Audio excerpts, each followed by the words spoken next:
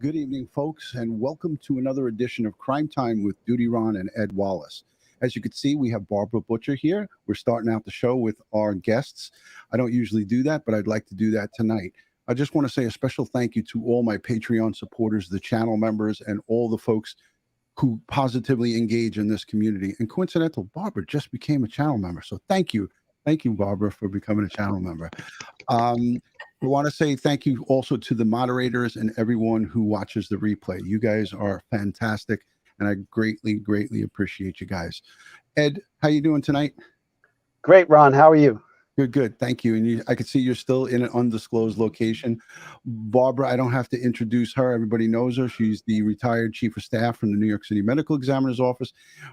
Just a whole big, long list of great career accolades for Barbara Butcher. And you guys all know and love her. And thank you so much for taking out the time, Barbara. And also thank you for coming on the fundraiser, the live stream with us. It's so much appreciated. A pleasure. Yes. So here we are. Fast forward several months later. Brian Laundrie. We thought we only had small pieces of his remains, skeletal remains. We were talking about teeth. We were talking about stuff with with Larry Dobrin. We talked with Murray Marks. We did a whole bunch of stuff. And here we are today. Well, yesterday on Valentine's Day, they released 47 pages. Ed's got them. He's got a paper cut to prove it. Barbara has been looking through it. Everybody wants to know why. Why did they hold back this information? There's so many questions. But before we get into it, Barbara is here. She's going to answer a lot of questions along with Ed. It's going to be the Barbara and Ed show. I'm just a guest here. These guys are going to have a lot to say. They're going to have a lot to talk about. But before we get into it, I'm going to play a little piece. And if anybody has to go to the little ladies' room, Ed or myself, well, Ed, you can't go to the ladies' room. You're in your car. But yeah, we'll play a 2-minute piece, and then we'll be right back on with you guys. Let's do it. Ari Height joins us live tonight with more on the FBI's final update on the case and what we don't see in that report. Ari? You know, it's funny that you put it that way, because I spoke to a former FBI agent tonight, and yeah, we talked a lot about what was in the report, but he also was very interested in what wasn't in that report. The FBI's final report into the killing of Gabby Petito does more than just wrap up the case. It includes details never shared before. And to former FBI agent Stuart Kaplan, the biggest detail is the fact that Gabby's fiance, Brian Laundrie, confessed to killing her. Obviously, there is a confession that satisfies law enforcement that Brian Laundrie, in fact, took responsibility. According to the report, the confession was written in the notebook found with Laundrie's remains. The report, however, does not give specifics of the confession, if Laundrie said exactly what happened or why it happened. I think we're all interested to know how it escalated to the point where you have Brian Laundrie taking the life of Gabby Petito. The report does say Laundrie tried to cover up the murder, saying he used Gabby's debit card on his drive back to Florida from Wyoming. And he also sent text messages from her phone to his phone. The FBI says his actions, quote, are indicative of Mr. Laundrie attempting to deceive law enforcement by giving the impression that Ms. Petito was still alive. Something else you don't see in the report? Any mention at all of Laundrie's parents, Chris and Roberta. There was speculation they may have helped their son run from police. Their attorney says that was never the case. Well, obviously, we know Brian was not running at the time, and my understanding is the case is going to be closed with no charges filed against Chris or Roberta Laundrie. No charges filed against anyone because the FBI believes Brian Laundrie acted alone. And talking one more time about things that are not in that report, Kaplan told me he would love to know how Brian Laundrie got the gun that he used to kill himself. Who gave him that gun? But he also tells me he believes that's something that we may never know. So there we have it, folks. This just sets it up a little bit for you guys. You know, there's a couple of takeaways from just that report there and the conversations. And I'll say this before we jump into all of the documents. And we're not going to go over all 47 pages because it's a lot of extras in there that we don't need to go over. I really feel strongly that, you know, the whole Laundrie family, they took a camping trip. I don't know if all of you guys remember that, but in between all of this, in between Gabby's remains being found and Brian going on the run. They took this absurd camping trip, right? They went to, I think, Fort DeSoto, and they hung out there, and there was nephews there, and there was pictures, and it was all kinds of kumbaya going on. And it just seemed rather odd and off-putting to me as an investigator, is if you are parents of a 23-year-old man, and he comes home without his fiance that's been living with you for 2 years, the first thing that I would do is not go out and go on a Fort DeSoto camping trip. It just seemed very odd and off-putting to me as a parent, as an investigator, and it just drew a lot of red flags. So I feel like they kind of knew that he was going off either to run off or to do whatever he was going to do. And I predicted that he was going to do what he wound up ultimately doing. And that was just sheer guesswork on my behalf. Ed and I bounced this off of each other. But again, it's not something that I would be doing or planning if my son had no answers and I had to lawyer up and get this Bertolino clown to represent my kid and my wife and myself. I wouldn't be going out and, peacocking around and taking trips. I don't know, Ed. I don't know how you feel about it. I'm not even going to ask Barbara how she feels because I know that she's pretty on the same page with all of us. So, Yeah, I think they knew it. They all knew it. I think this was their goodbye get together. yeah, it was almost like a push off. Like, okay, you're going to go on the run or you're going to do whatever you got to do. We know you're guilty. You did something. You're maybe not telling us exactly what you did, but we'll never know. And again, this reporter said it good. There's a lot of things that we'll never know. And it's all because it was kept behind closed doors by the Laundries. And you know what? Listen, I'll stick to my guns. These aren't good people, because if you're a good human being and you think something's up, I don't care if it's your son, or I don't care who it is, you need to just come forward. And the Petitos and Schmitz, they deserved at least some answers. They didn't even answer phone calls, text messages, emails. There was so much communication from the Petito and Schmidt family to the Laundrie family, to the adult Laundrie family, and it went completely unanswered. Totally, never once. I am sporting my Gabby Petito Foundation shirt. Let me just take the mic out of the way. Justice for Gabby. I don't know if I think it is coming across pretty good. I got this from the foundation. It came over the weekend, and I wanted to wear it for tonight's live stream. I wore it to work actually today. And I got a lot of comments about it. So let's get right into it. Ed and Barbara, you had a chance. I'm going to go to you, Barbara, first.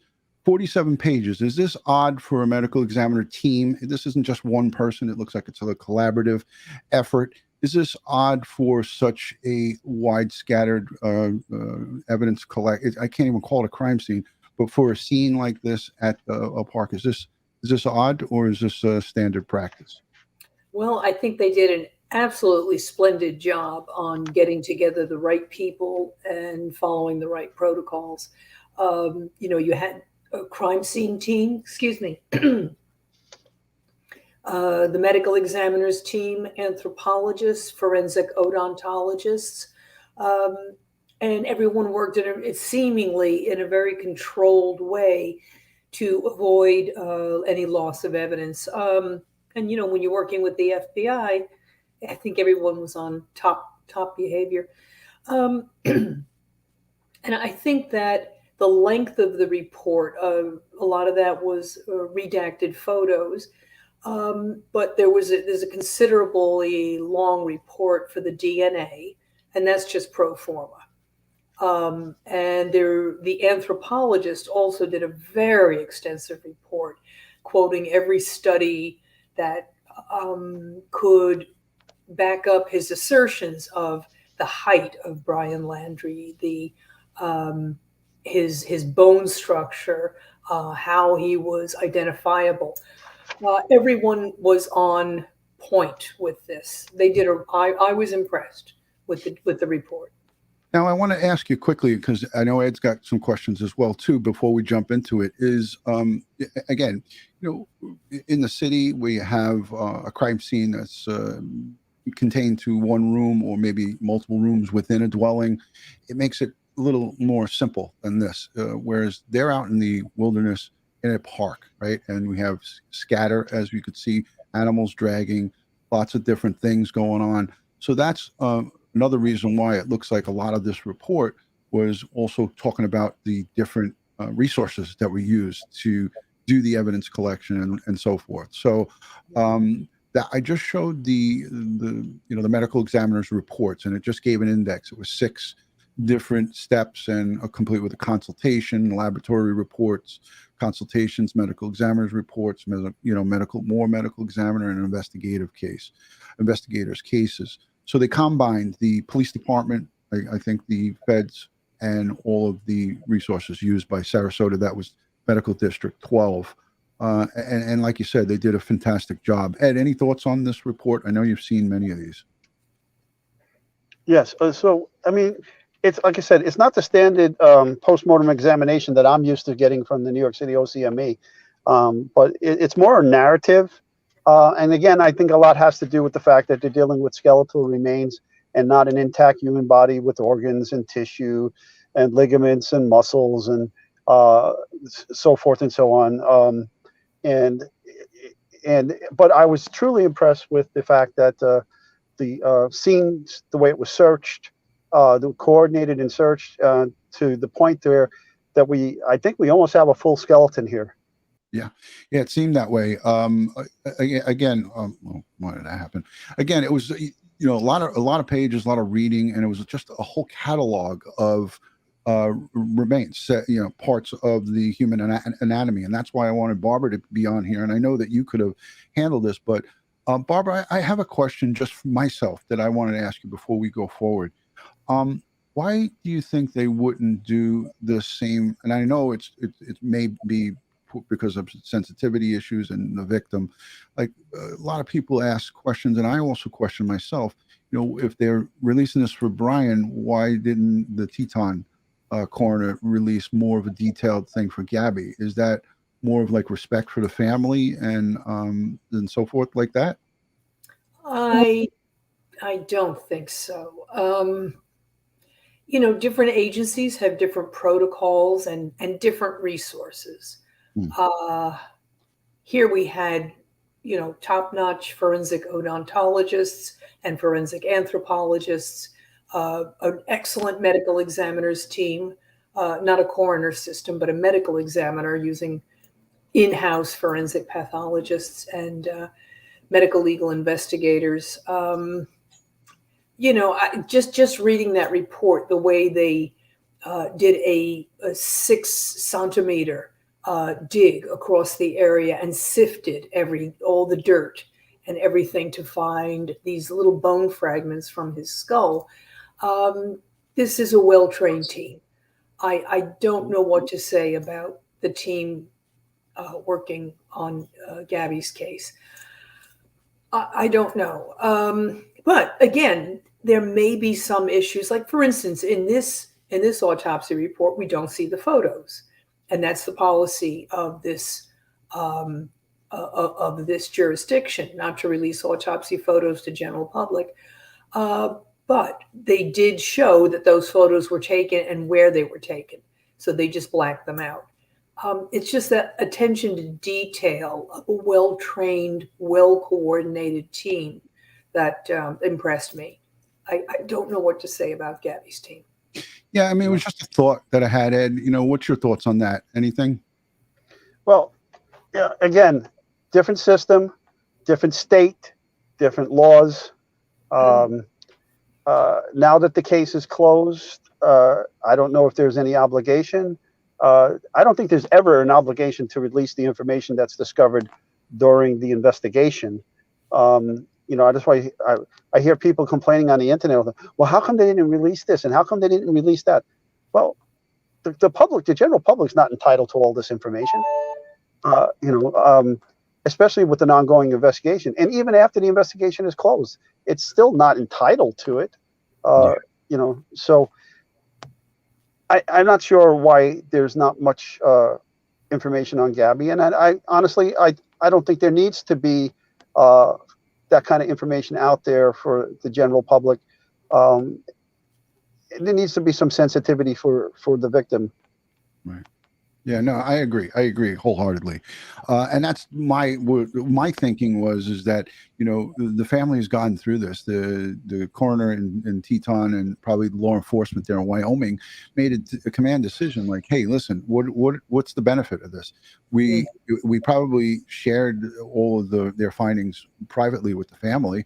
If the family went to the coroner's office to make an identification, they probably or were at some time afforded after the fact, after they conducted their investigation, all of that info.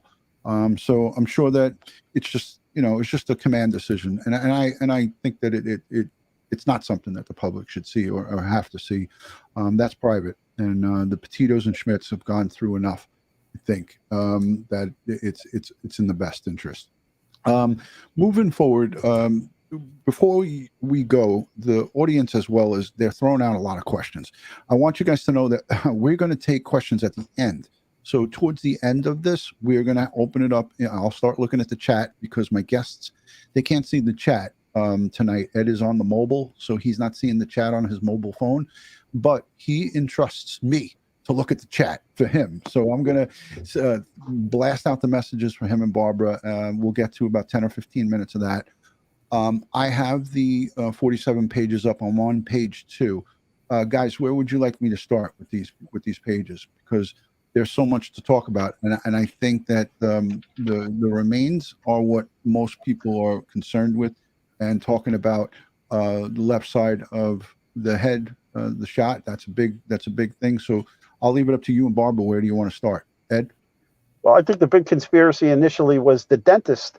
That it was a family dentist that supplied the information, and the report dispels that. It wasn't a family dentist. It was a dentist from Long Island that treated Brian when he was a teenager, and it wasn't a partial mandible, and there were a lot of teeth still intact inside the jaw bones that were used by the forensic odontologist to make a direct comparison with the records supplied by the dentist from Long Island to get the positive ID.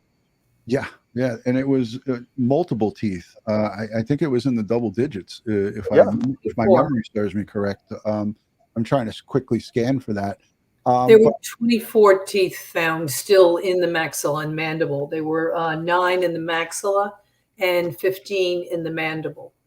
And they had some ceramic fillings that matched to what he had gotten as a teenager. So I think the forensic odontology was very clear cut on this. They had good tooth markings for identification.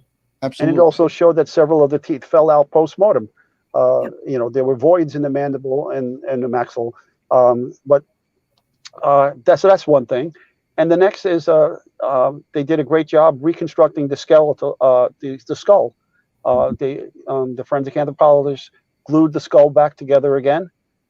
Had perforating gunshot, entrance left temple, exit right temple, and the bullet, in fact, was recovered by the FBI's evidence response team some distance away using a metal detector. And kudos for them for that find.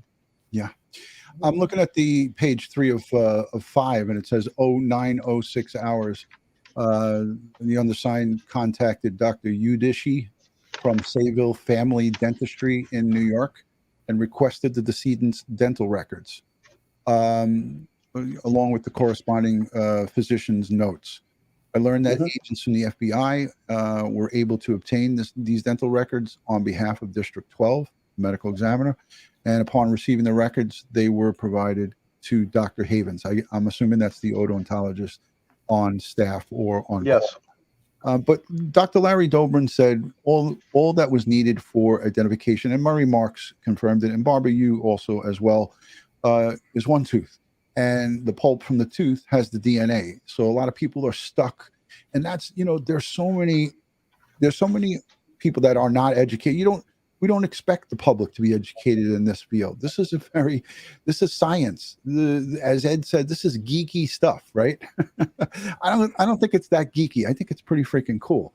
But it's stuff that the regular jack of all trades is not going to be privy to this stuff. But when we had Dr. Murray Marks go, one tooth, that's all it takes. Now we find out we have in the 20s, right, of teeth. So, what seems to be like a full set of skeletal remains, albeit they were scattered. How challenging is that to put that together, Barbara? How does that go? It's very challenging when you have fragmentation of those remains. Let me say something first, though, about the forensic odontology. That gives you a fast identification. You can do it within a day. But that tooth and also one of his femurs, sampling was taken from the pulp of the tooth and from the marrow of the femur and compared to swabs from his parents. So he had a DNA identification to back up the odontology, which came in I think, November. The DNA confirmed that that was indeed him. Anyway, so to the remains, they were completely skeletonized, as we see from the report. Just some tiny little bits of cartilaginous material. There was essentially a whole skeleton, except for the two kneecaps were missing. That's not unusual at all. They're fairly small bones, and these remains were scattered to some extent. There was a lot of evidence of animal feeding. There's gnawing and teeth marks from feral dogs, coyotes, rodents. And these anthropologists, they know their tooth marks, Right. The serrated teeth of certain species, the smoother pointed tooth of dogs. So they know their stuff on this, and they can identify that scavenger activity. So the bones were scattered. I think the greatest challenge in the reconstruction of this skeleton was in his skull, which was extensively fragmented on the left temporal area where the gunshot entry was. And then it exited right parietal. That's the bone up here. Right. And that was a nice smooth hole with beveling inside, nice smooth exit. But the contact, or that's a presumption on my part. The fragmentation, to me, suggests a close wound, if not outright contact wound. And that resulted in fragmentation and shattering the bones around the left temporal and facial area, the sockets of the eyes, etc. And those little bones are very thin, especially under the eyes. So it took a good deal of trouble to sift through the dirt and the debris there and find all those bones and reconstruct them. And that's part of the reason, Ed, why they were out there for so many hours. People think, I remember that day, people were like, well, what are they doing there all that time? If it was just such a small amount of remains, what are they doing there? They have to dot their I's and cross their T's. Ed, you're a crime scene expert, evidence collection expert. You did this for a long time. How tedious is that? This is a painstaking process. It's slow and methodical.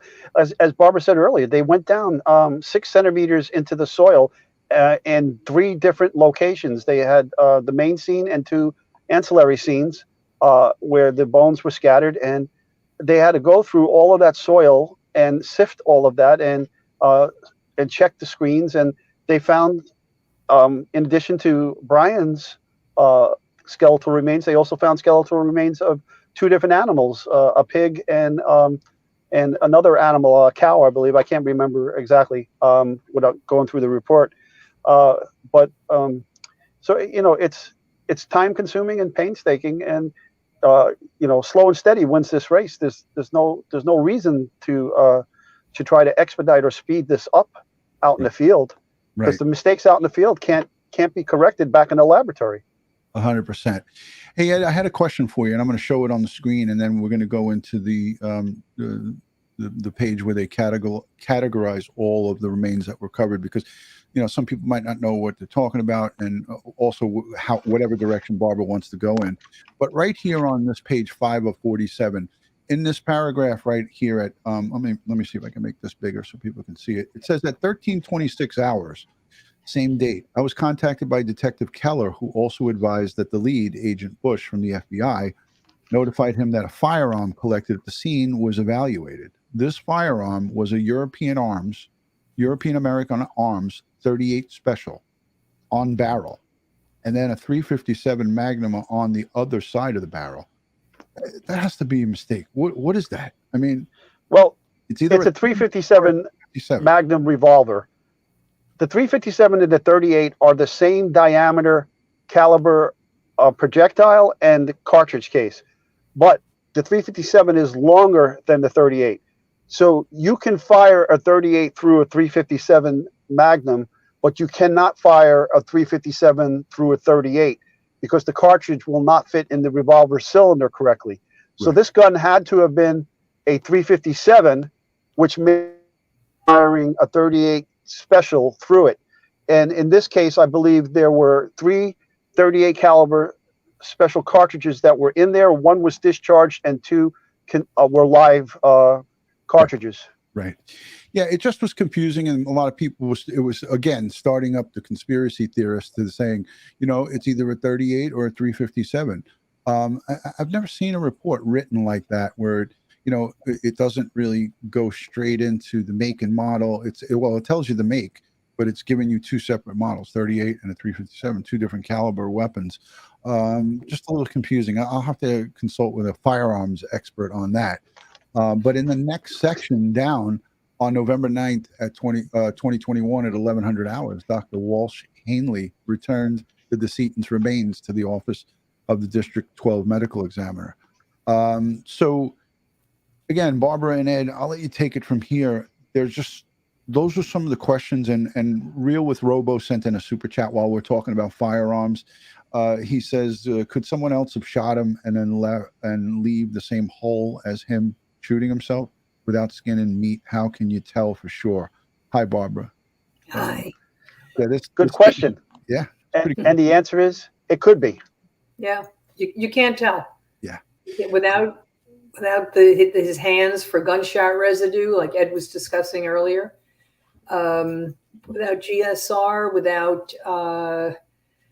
we were talking about how when a close contact wound held right, when a gun barrel is held right to the head, the gunpowder and the greasy smoke called fouling are driven under the skin and lie between the table of the skull and the flesh of the scalp.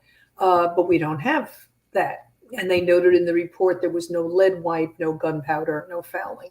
So But the flesh to hold it, it's just not there. yeah. Right. And again, it was underwater as well. And then the animals got at it. So again, we talked about this in previous episodes. There was evidence of water submersion, and there was evidence of some adiposia. In addition, if I'd like to backtrack a little bit to the DNA, the materials from the skeletal remains that were used for the DNA were 1 molar and 2 sections from a femur that were submitted for DNA analysis that were matched back to the parents. And then there was, again, toxicology as well that was done. And they utilized some bone and bone marrow parts for that as well. Right. And I remember Dr. Murray Marks, also you and Ed, Ed, you were having a conversation with Murray about when someone has like a right at the head, like a pinpoint gunshot right up to the head, leaves like kind of like a marking on the skull, right? You talked about sometimes that. It's called a muzzle stamp. Yeah. So I wonder. I mean, I think that if there would have been some type of muzzle stamp, that might have been in that report, maybe. Well, that's typically on the soft tissue. Right. Yeah. So it's not going to be on the bone. Plus, which the irrespective of whether or not it was a close contact or a full contact wound, that can be either from the decedent himself or another person firing. It makes no difference. Right. That's a whole other set of evidence for us. But I think there's additional circumstantial evidence and forensic evidence, such as Brian's written notes suggesting taking of his own life. Yeah, Right. Absolutely. Yeah. And also, too, they weren't clear about him fessing up to the crime.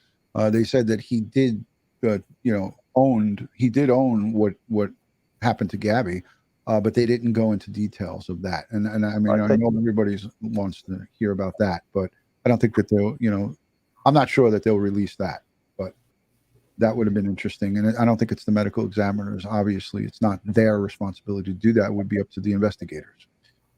Well, as I was telling Barbara, I was telling Ron offline that here in New York City, a suicide note is the property of the medical examiners, not the police departments. And then they actually give a copy of the suicide note to the police, and when requested, can get the original for DNA, fingerprints, handwriting analysis, all that. But by law, it's supposed to go to the medical examiner's office before it goes to forensics. Yeah, that's correct, because it's the primary modality for differentiation of homicide versus suicide versus accident. A suicide note, all of the things being equal, is pretty much definitive for us to call it suicide. But yes, the police get a copy, of course. And when the family requests it, they are given the original suicide note. Page 7 of 47, the Northport Police Department and the FBI gives a scene investigation report and synopsis. I'm not going to read all this because it's quite a bit, but it basically tells you about some of the evidence bags and where human remains were found, different locations. Ed, do you want me to go to anywhere in particular? No, I think that's sufficient, but I know, again, going back to some of the conspiracy theories, or where's the clothes? Well, they found the clothes. Yeah. They found a hat. They found shorts. They found a shirt. And in addition, in the dry bag, there was 2 books. There was a journal and there was a notebook. And one of these books were contained inside of a box and inside the dry bag. Right, exactly. So there's so much more that we didn't know about until we found out yesterday. And there it is, the cause and manner. Yeah, summary of the autopsy skeletal remains findings. Skeletal remains, single individual, scattered remains, subdivision A, bones without soft tissue in parentheses, most with postmortem scavenging carnivore activity near complete skeleton. When they say near complete skeleton, Barbara mentioned what would make it near complete skeleton. Positively identified gunshot wounds to the head with extensive associated cranial facial fractures. All the tox reports, cause of death, as you said, Ed, gunshot wound to the head. Suicide, shot self with handgun. And there's the sign off on the chief medical examiner. Anywhere else you guys want me to go on this? Because Barbara, I know a lot of people had some questions about some of the remains that were recovered. Let me just cover this quickly. This is Red, White, and Bethune. That's Kyle and Jen Bethune. They were instrumental in helping the FBI recover Gabby Petito in a timely fashion. She sends in a $10 super chat. She says, "Hey guys, I just wanted to pop in and say hello. Love you guys." Well, we love you right back. Amen. Ditto. Great to see you, Jen. I got the Gabby Petito Foundation hoodie on, Justice for Gabby on the bottom. We love you. We just adore what you guys do on your YouTube channel. So everyone go over and subscribe to Red, White, and Bethune. You will see, as they say, the world through their lens. And they travel in their 1983 40-foot coach bus with their family. So great channel to subscribe to and great American heroes right there. So thank you, Jen. All right, it's the Ed and Barbara show, and we're coming up on the second half hour, and we want to try to wrap it. Well, where do you guys want to go on this document? I'm on page 7 right now. Should we talk about on page 5 the mention that Brian Laundrie was right-handed, according to his sister? Yes, Brian Laundrie, page 5. I got it up here. You want me to go to the top? Here we go.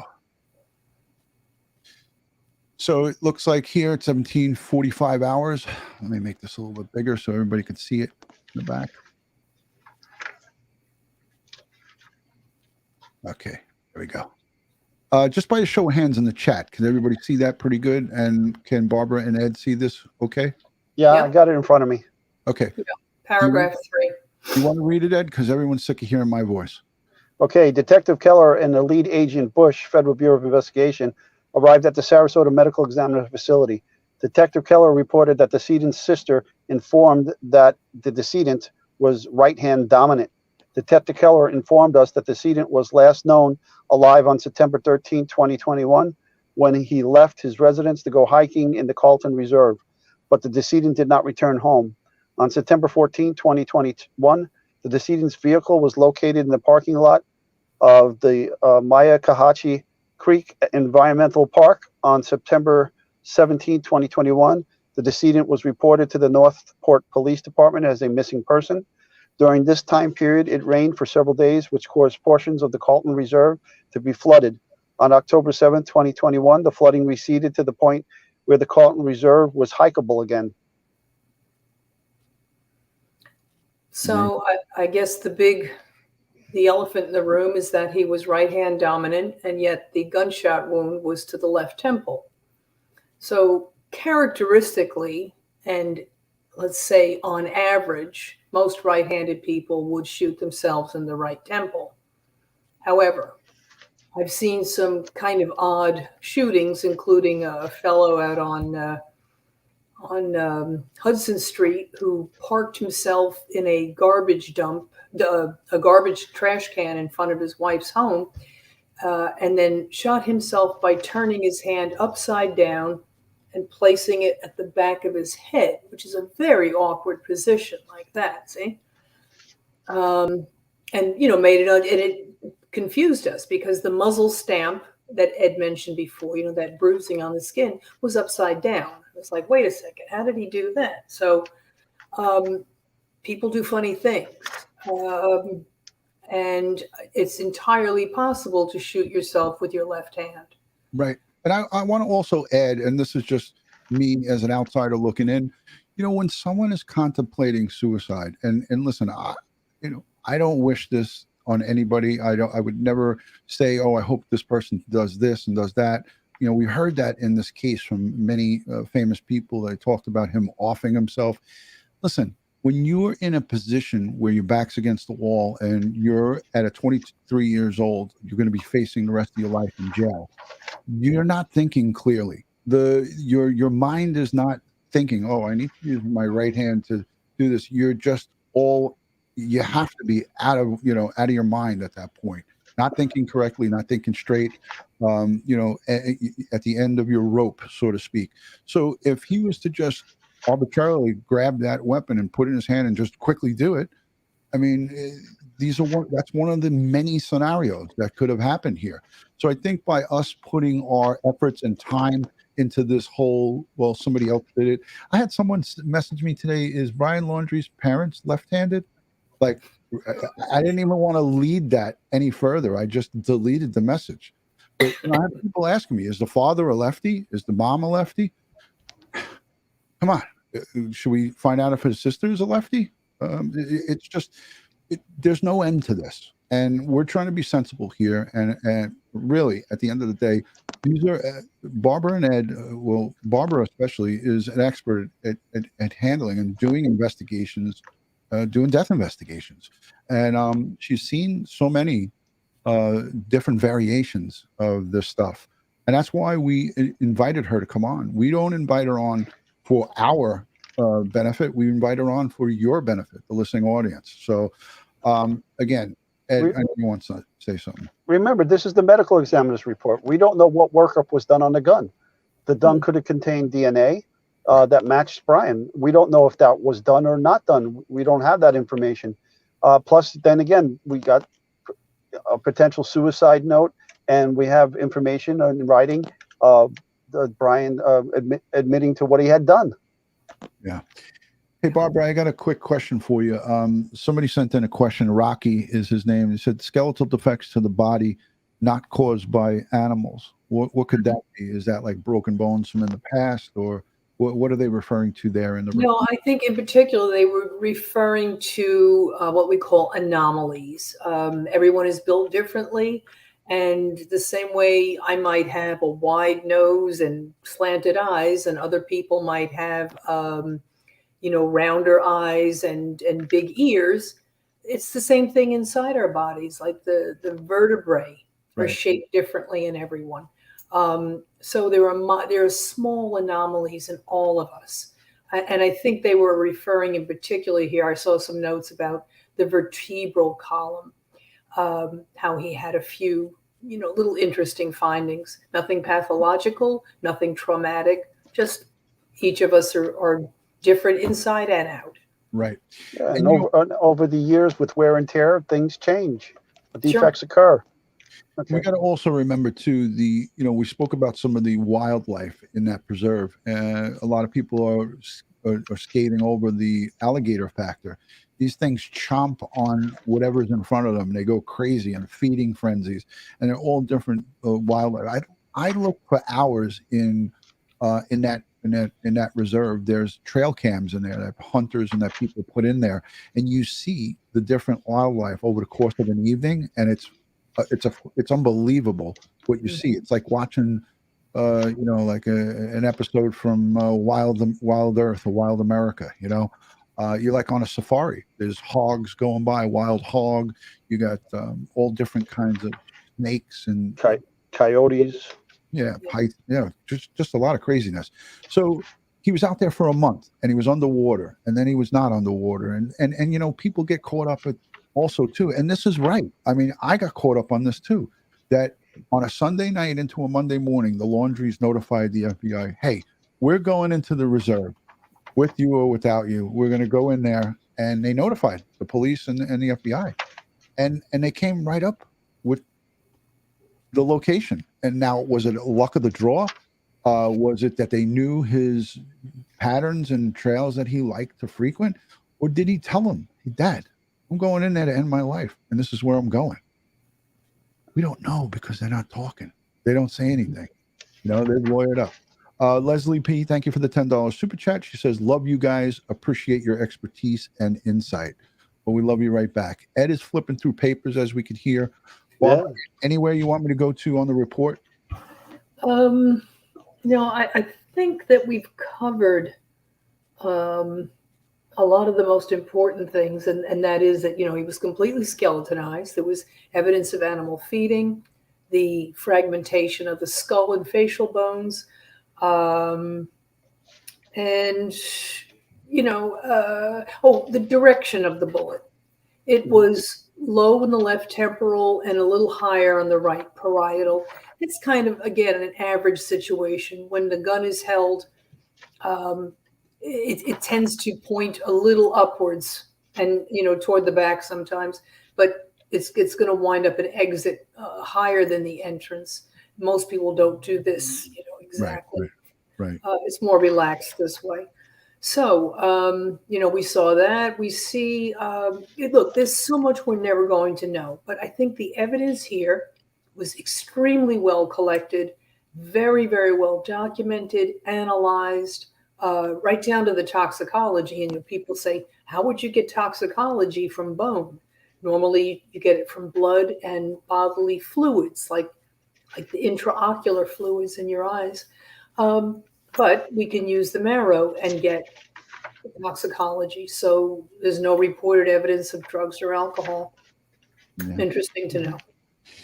Yeah, let me just go to the chat because there's a lot of people in the chat and everyone's saying some complimentary things. Lauren D., good to see you. Thank you for coming in. I haven't talked to you or seen you in a while. Great to see you from the Periscope days. Emily Botilia, she's my very first channel member. When I activated channel membership, she became a channel member over 2 years ago. So thank you for sticking with me through and through. Lady is a tramp. She's appreciative. I don't cut very well, but I cannot cut with the scissors or shoot with my left hand. She's laughing. Listen, again, there's so many different possibilities here, but I did want to go into the skeletal inventory with you, Barbara. Do you mind? Because I think let's do it. A lot of people want to see or just have you explain what these parts are. And I know that people used Google quite a bit, but so this is the skeletal inventory. The bones are in the bags designated HR, human remains 1, 2, 3, and 4. Actually, through it looks like designated HR 2B, HR 3, 4, and HR 3.5. But anyways, so we'll start with this first one. I don't know if can you see this, Barbara? Yeah, more or less. This is a long and extensive list of. We're not going to go through them all, but yeah, I mean the first part is all about his skull and facial bones, the fragments of the occiput that's back here, the cranium here, temporal bones, sphenoid bones, frontal bones. And then we go down to the left scapula, that's here behind your shoulder, the clavicle, right hand metacarpal, that's a hand bone. Then this cervical vertebrae, then intermediate hand phalanges, fingers, the pieces of fingers, a piece of the tip of a finger, jaw, ribs. right. And the second line, it says the mandible with 15 teeth, and you describing it early on in the beginning. So, people were caught up on just one tooth, and there was even a conversation that somebody could have went to his family dentist and grabbed his teeth that they pulled out and scattered them out there. That's how wild it was in the beginning, and I laugh because it is laughable, but people were thinking that. It was almost the same concept as Brian Laundrie was living in his mother's flower pot in the backyard, and she was reaching down with her hand. Ed, do you remember that? I want to just. Yes, I remember that. Yes.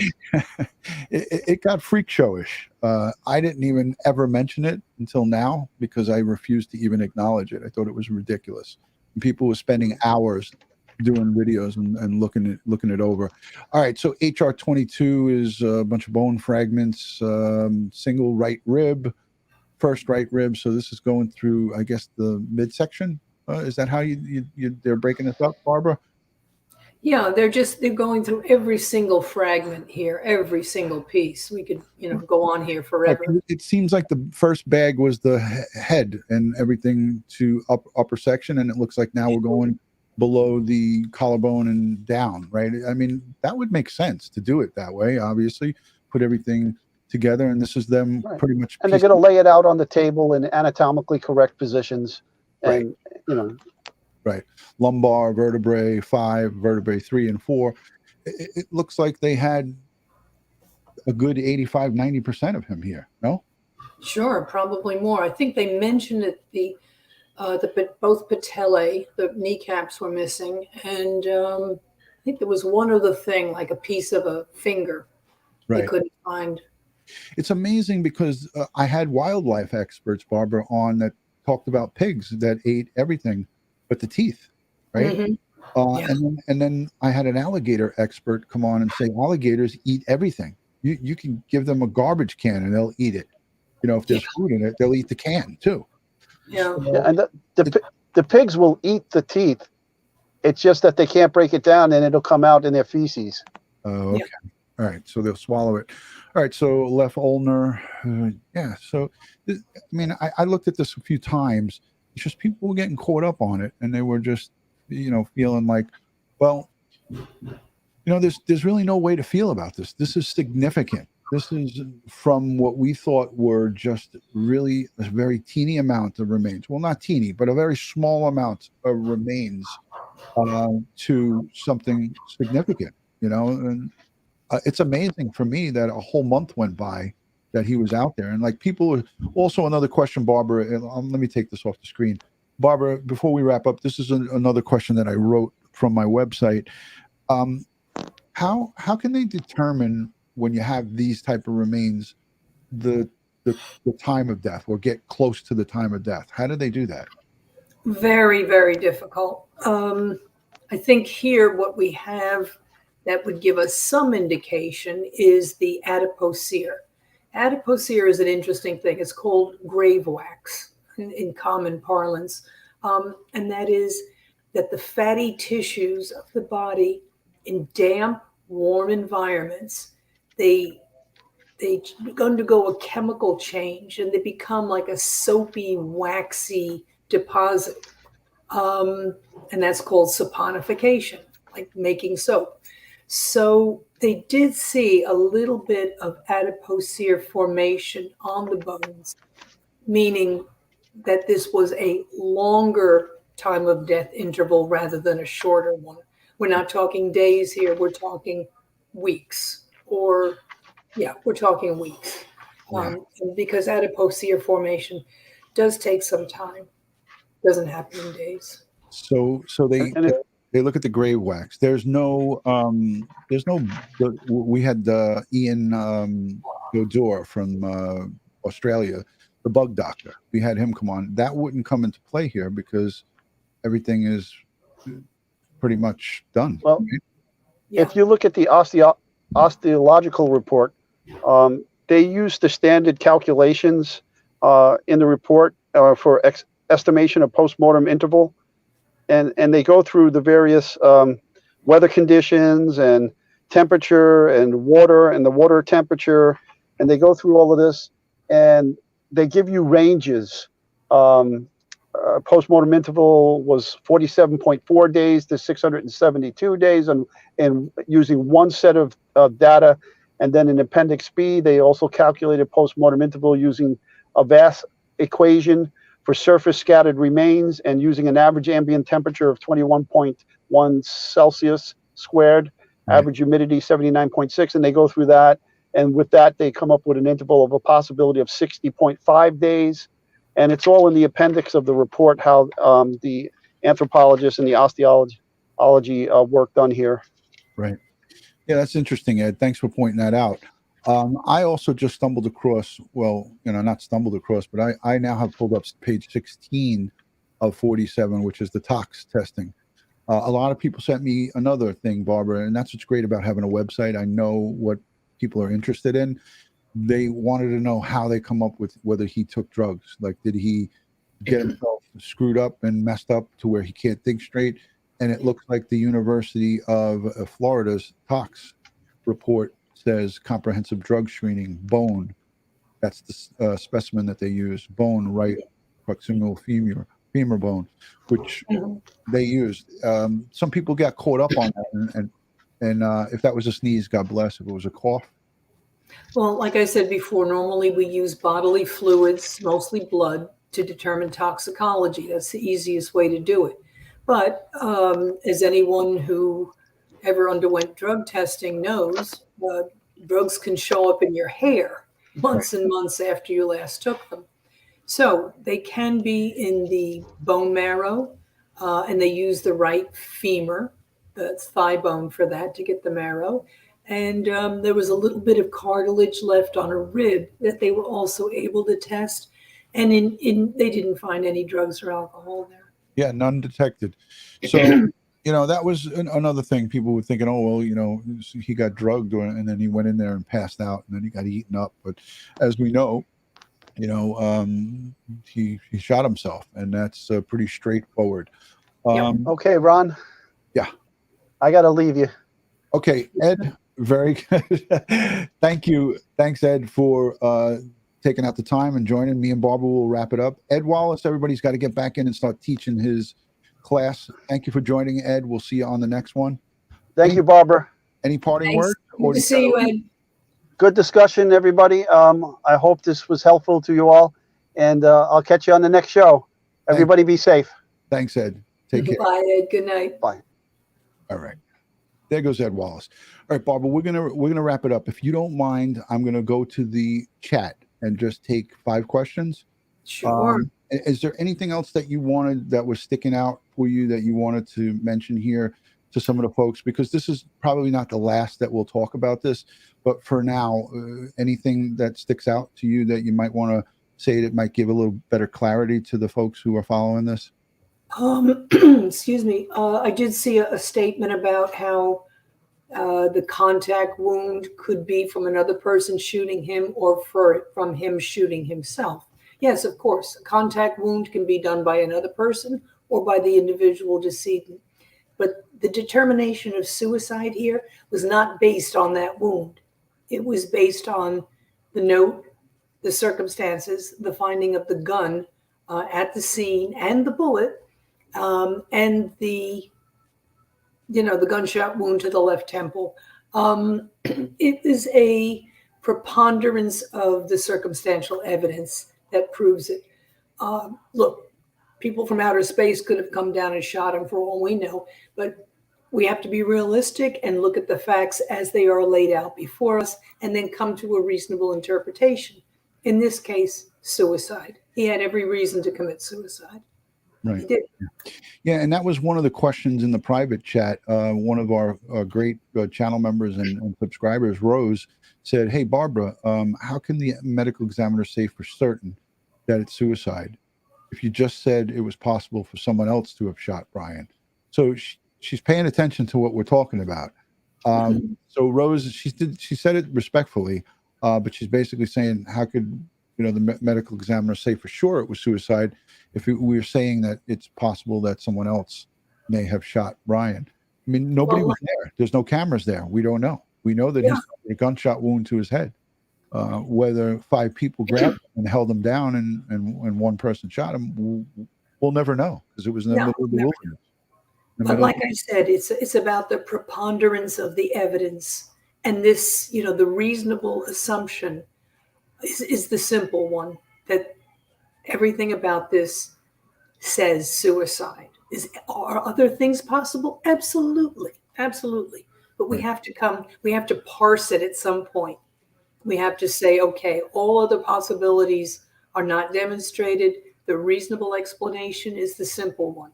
He shot himself with good reason. Correct.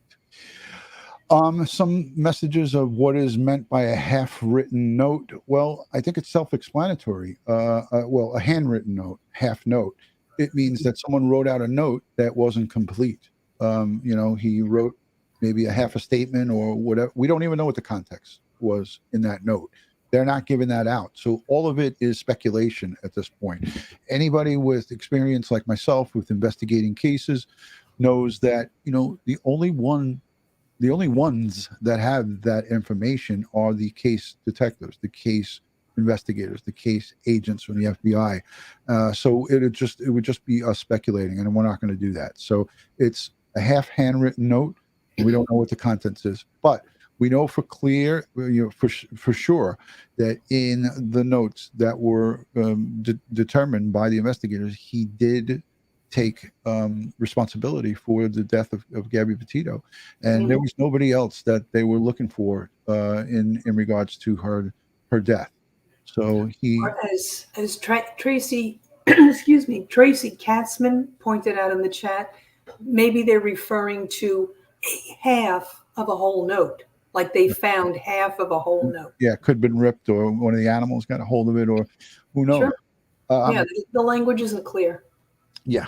So I think we covered quite a bit here, Barbara. I promised you 40 minutes, and here we are, 58 minutes. I owe you again.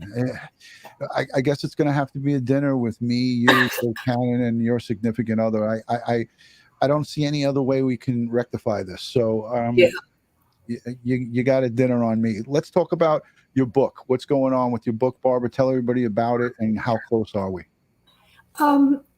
Excuse me, I'm getting laryngitis. You want to take a drink? I'll take you off. I'd love a drink. Yeah. Excuse me. I finally handed in the manuscript to my publisher last week. Oh, wow. So that's the first draft. That took me a year to do. As you can imagine, a lot of my cases, I've got, hundreds, if not thousands of cases, but condensing them down into just a few interesting ones and going deep on them, that was hard work. Because I could talk all day about the cases I've seen. So I've got that in, my publisher will review it and probably ask for changes and edits. So we'll see I'm hoping to see it out by the end of this year. I'm excited. And when that's coming out, or when it's getting ready to go, or whenever after it's out, we're going to promote that, and we're going to have a party, a book release party on Crime Time with DutyRon. We're going to try to intertwine it with a case. We'll get a big audience. We'll get everybody here talking about it, and maybe we'll give away a couple of signed copies with from Barbara. That question from Mocha Meadow Ma says, DutyRon, would drugs be showed, it would show up in bones if they were just taken that day. No, Dr. Murray Marks answered that question. They would have to be long term, like if he was a heroin user, or if he was somebody that was taking prescription, pain medicine, that would show up if it was taken over the long term. The bones don't soak it up like that. Correct, Barbara? Yep. Yeah. But blood, someone in the chat pointed out that blood flows through those tissues and it takes the drugs with it. So it goes through the marrow, and there you go. Yeah. Thank you, Jen, for your congratulations. Thank you, Dawn. Dawn Marie, Brenda, Jackie, thank you so much. Lorna McKenzie from the United Kingdom says Barbara is the best. She is a channel member and a subscriber. Thank you for that. So many accolades, so many people. Jackie is over on the West Coast. I would love to watch a few of lives of story times with Barbara. Yeah, we got a lot to talk about, because we want to do a live about the medical examiners across the country, and some of them with the lack of experience to have that title. It's an elected position, right? And we many parts. Yeah, in many parts. So we want to have a show about that, because there's a lot to talk about. All right, guys. So I want to say thank you on behalf of Crime Time with DutyRon and myself for you, Barbara, your time, Ed Wallace, and everybody taking out the time. This was quick. I asked Barbara on Valentine's, and she was like, "Listen, get a grip, DutyRon. Come on, let's do this tomorrow." And I was like, she didn't say that, by the way. Barbara is too nice. She would not say that to me. No. But it was Valentine's Day, and like, listen, everybody and their mother is going to be talking about it. Yesterday, I knew everybody was talking about it. So I said, you know what, let's let a little excitement calm down a little bit, and we'll bring on the professional. As you guys know, Dr. Larry Dobrin was on with us. He's a forensic odontologist. We're going to maybe have him back because Ed made contact with him today. And Dr. Murray Marks said that he would be honored to come back, but he was teaching a lesson, and he had a skeletal recovery tonight. So he was busy working out in the field, so he couldn't come. But we are going to have them on.